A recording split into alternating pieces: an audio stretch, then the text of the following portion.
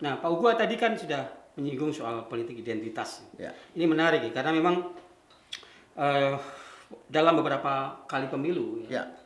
pemilu presiden 2014, Ya. 2019, ya, Ya. itu politik identitas itu terus mengemuka, ya, Ya. selalu dijadikan komoditas politik, Ya. ya. Bahkan kemudian sebelumnya dalam pilkada 2017, ya, Ya. itu politik identitas dijadikan komoditas politik, ya, yang kemudian itu dilakukan secara terstruktur, sistematis dan masif. Ya. Eh, ini dampaknya kan seperti tadi, ya, Ya. seperti muncul cebong dan kampret, kemudian masyarakat menjadi terbelah, ya, Ya. kohesi sosial terganggu, Ya. ya, dan itu bisa berujung pada disintegrasi bangsa. Ya. Ya. Nah, bagaimana Komisi 2 atau pandangan Pak Hugua untuk mengantisipasi agar pelaksanaan pemilu 2024 nanti, Ya. baik itu di pemilu nasional maupun di pilkadanya, Ya. ya, skemanya seperti apa? Iya, jadi pada dasarnya kan peserta pemilu ini kan partai politik. Dan juga ada independen kan berkaitan dengan terutama di pilkada. Nah, tentu kita berharap bahwa semua partai politik benar-benar melihat kepentingan negara lebih daripada sekedar politik identitas. Satu ya. Yang kedua, tentu revisi undang-undang tentang kepemiluan ini pasti mungkin ya sangat tipis kemungkinan untuk direvisi.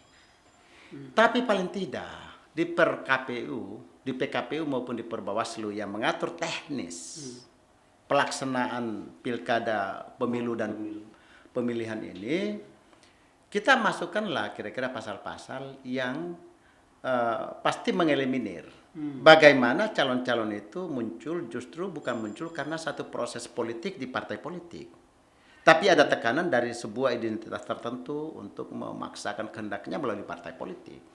Demikian pula saya kira independen, ya, saya kira juga calon dari independen juga itu kita batasilah jangan sampai justru muncul, ya, ketercalonan dia melalui independen itu karena politik identitas. Itu harus bisa ditata di KPU maupun di Perbawaslu. Satu ya. Yang kedua tentu kita punya tanggung jawab semua termasuk Bung Kar dan saya dan seluruh komponen bangsa dan seluruh pemangku kepentingan yang berkaitan dengan negara ini. Untuk kita semua memahami bahwa politik identitas ini kan membawa keterpecahan pastinya. Ya, membawa versus ya. Dampaknya sampai sekarang loh. Ya. Padahal itu Ya. sudah beberapa tahun yang lalu. Ya. Ya. Sampai sekarang Ya. itu masyarakat masih terbelah. Ya. Jadi politik identitas itu Ya. faktanya memang melahirkan Ya. segregasi sosial, Ya. keretakan sosial. Ini kan memang berbahaya. Saya kira Pak Hugua setuju soal itu. Ya. Gitu. Ya. Nah, oleh karena itu bagaimana ke depan ya, Ya. dalam pemilu 2024 ini, Ya. pemilu serentak ini, betul-betul bisa dicegah ya munculnya politik identitas yang menggunakan isu SARA tadi itu. Ya. Ya. Nah, Ya. Komisi 2 kan punya kewenangan untuk ya baik itu dalam regulasi ya, Ya. maupun mengingatkan penyelenggara sebagai mitra Iya. kerja kan. Ya, makanya saya katakan tadi, Bung Karya, Pak, sebetulnya ini barang pada dasarnya kami di DPR ini kan dengan 3 fungsi, legislasi, budgeting, dan pengawasan pembangunan. Betul. Nah, saya harus mengakui ya bahwa selama kepemimpinan Pak Jokowi ini terjadi sebuah stabilitas nasional yang cukup baik. Karena pertama, ruang-ruang politik terakomodasi dengan baik.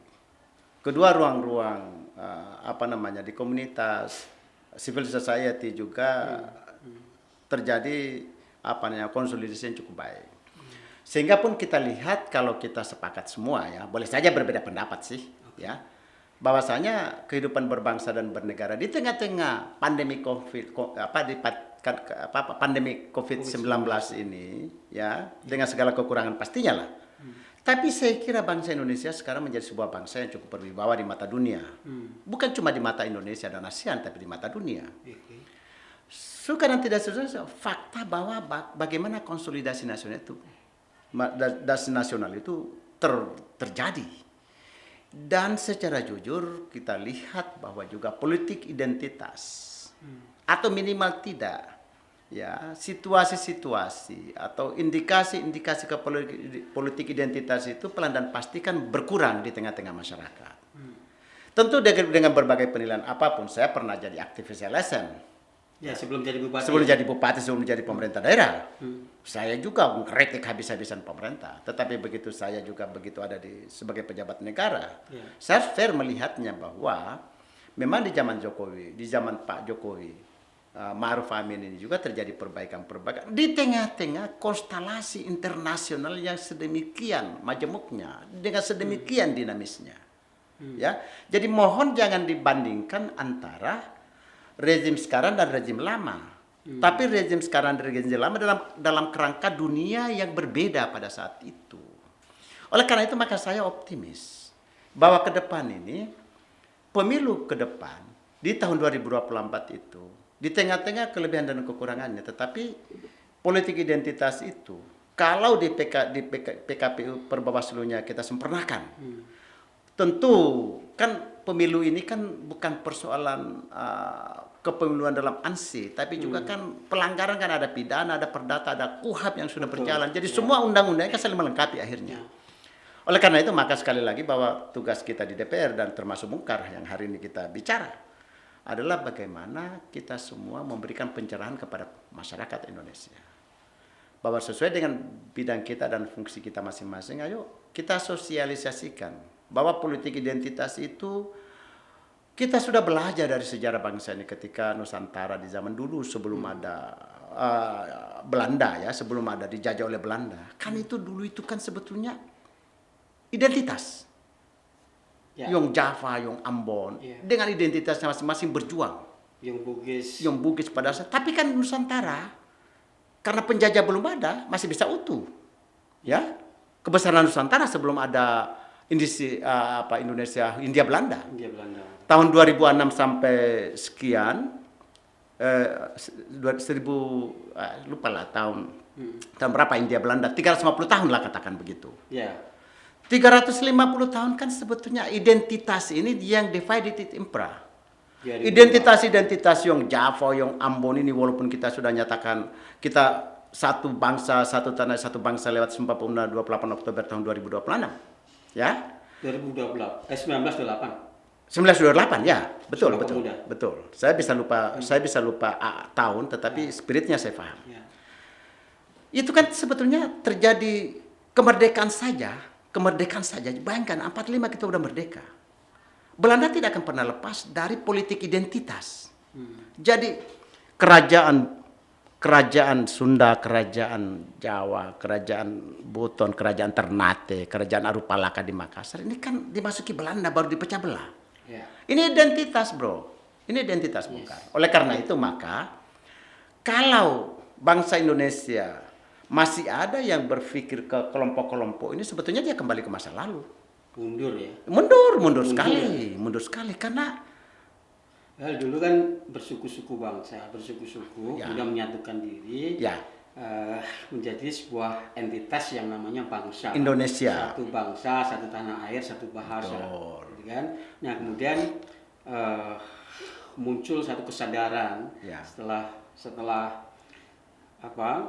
muncul sebagai satu bangsa, perjuangannya meningkat lagi, bahwa bangsa Indonesia harus mendirikan sebuah negara yang namanya Negara Kesatuan Republik Indonesia. Akhirnya pada tanggal 17 Agustus 45 dideklarasikan kemerdekaan, diproklamirkan tapi jangan lupa loh, tahun 49 masih ada konferensi meja budaya di Belanda di Den Haag.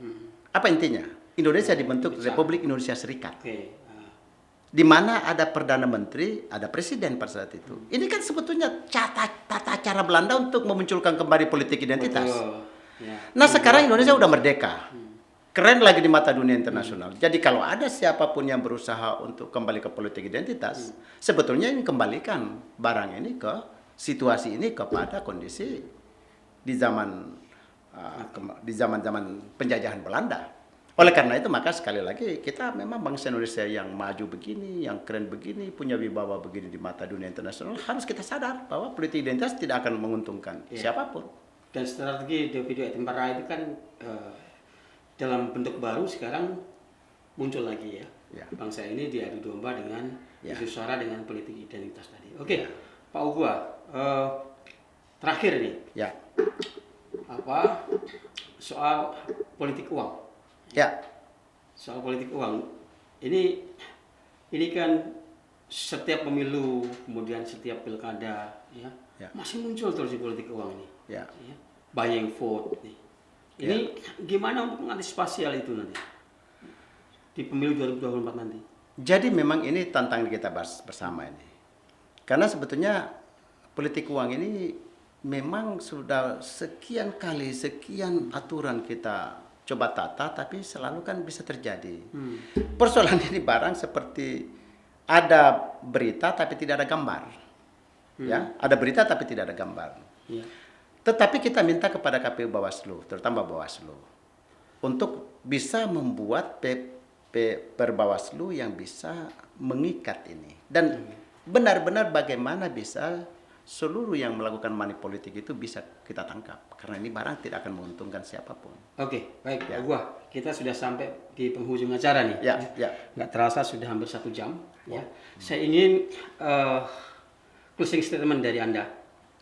Apa saran yang paling penting dari Komisi 2 terhadap penyelenggara pemilu?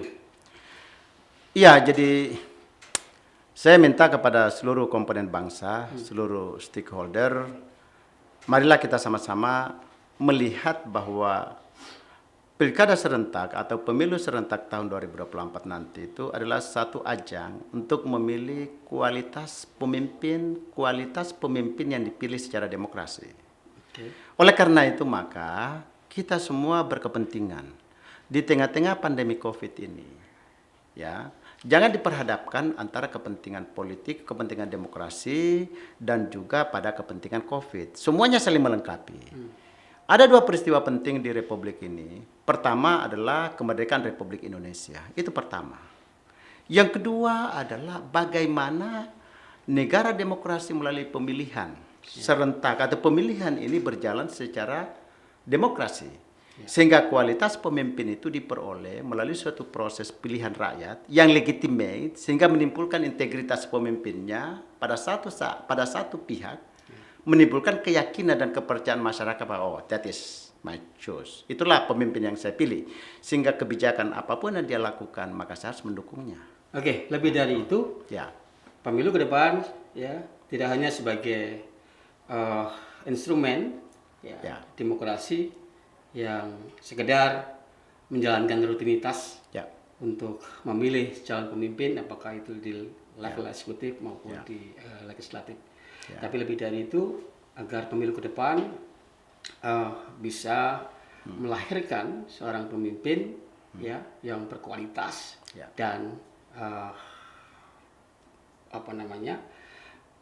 berkualitas dan untuk mencapai tujuan negara sebagaimana yang tertuang di dalam pembukaan Debat 5 itu. Saya kira itu Pak Ugua, luar biasa ini, terima kasih setelah hadir di studio Bongkar. Terima kasih, keren banget ya.